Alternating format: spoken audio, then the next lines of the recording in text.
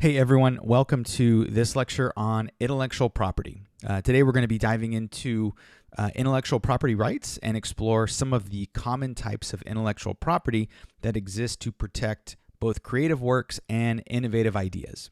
So let's get started. To get us started, let's talk about what intellectual property is. So intellectual property refers to legal rights that are granted to either individuals or maybe entities for their creative and intellectual works.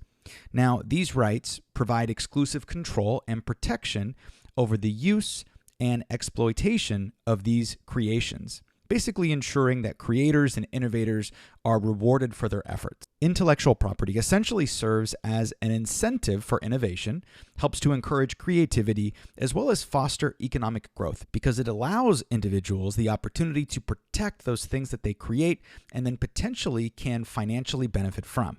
Now, one of the more well-known types of intellectual property is what's called a copyright. Now, copyrights protect original works of authorship, including things like books, music, films, paintings, and even computer software. A real-life example of copyright protection is one of my favorite books, which is the Lord of the Rings series. Now, the owner of that particular copyright has the ability to reproduce that work, distribute that work, as well as financially benefit from the sale of those particular books and anything related to that particular creation. So offshoots including movies and TV spinoffs and all other sorts of things are wrapped up in terms of that copyright. Now, another common form of intellectual property is what's known as a trademark. Now, trademarks are extremely important and represent distinctive signs, logos, names, or even phrases that identify and distinguish goods or services. One of the important characteristics of a trademark is that it is used in a way to distinguish that company's goods or services from others that are on the market. As a result, somebody using a similar mark would thus be confusing the marketplace and potentially benefiting from the brand that one company has created. A great example of a trademark is the iconic golden arches of McDonald's or the Nike swoosh that was created in the 1970s. These particular symbols are registered trademarks, and they help signify the brand and help consumers identify these particular products from others that exist in the market.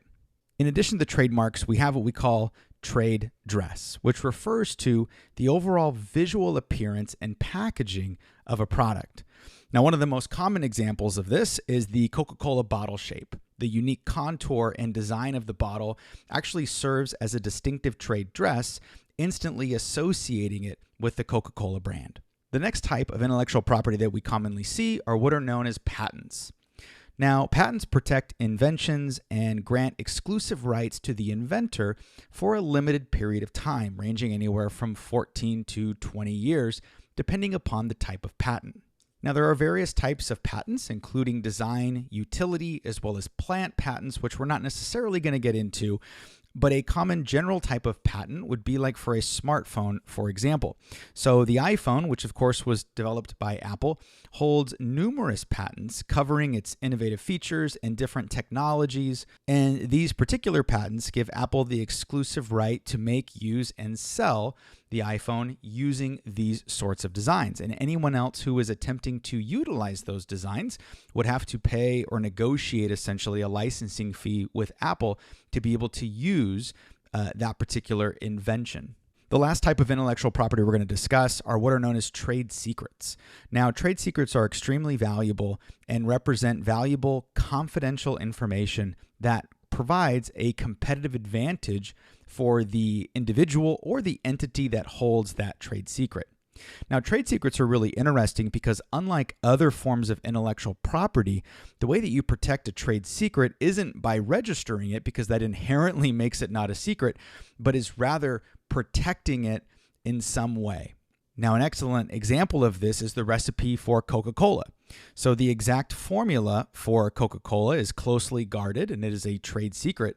And it is something that gives Coca-Cola a unique selling point in order to help maintain its dominance. So as a way to prevent others from getting access to the full recipe, Coca-Cola may produce elements of the product in different locations and then truck those into a central location to where they can be combined.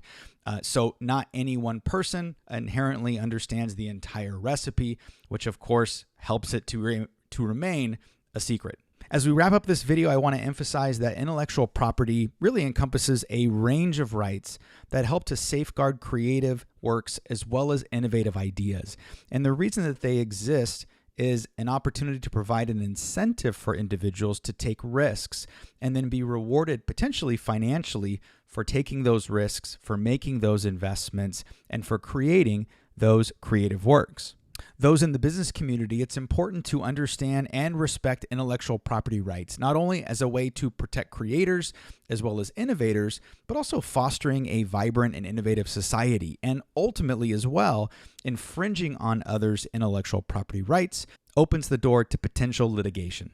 Thank you for joining for this lecture. I hope you enjoyed it, and we'll see you next time.